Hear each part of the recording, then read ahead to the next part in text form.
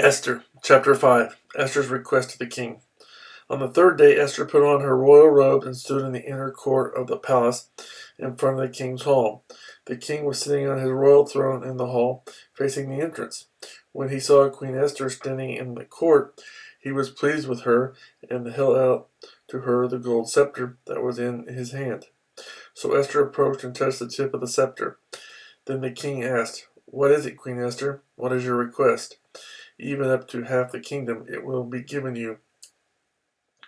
"If it pleases the king," replied Esther, "let the king together with Haman come today to a banquet I have prepared for him." "Bring Haman at once," the king said, "so that we may do what Esther asks." So the king and Haman went to the banquet Esther had prepared. As they were drinking wine, the king again asked Esther, "Now what is your petition? It will be given you. And what is your request? Even up to half the kingdom it will be granted." Esther replied, "My petition and my request is this.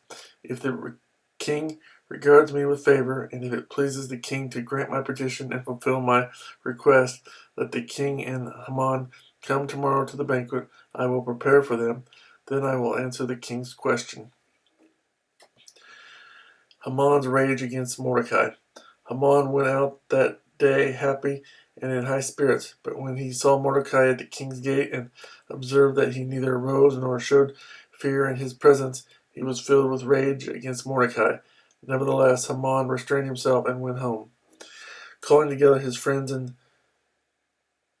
Zeresh, his wife, Haman boasted to them about his vast wealth and his many sons, and all the way the king had honored him, and how he had elevated him above the other nobles and officials. "And that's not all," Haman added. "I'm the only person Queen Esther invited to accompany the king to the banquet she gave, and she has invited me along with the king tomorrow. But all this gives me no satisfaction as long as I see that Jew Mordecai sitting at the king's gate." His wife Zeresh and all his friends said to him, "Have a gallows built 75 feet high, and ask the king in the morning to have Mordecai hanged on it. Then go with the king to the dinner and be happy." This suggestion delighted Haman, and he had the gallows built.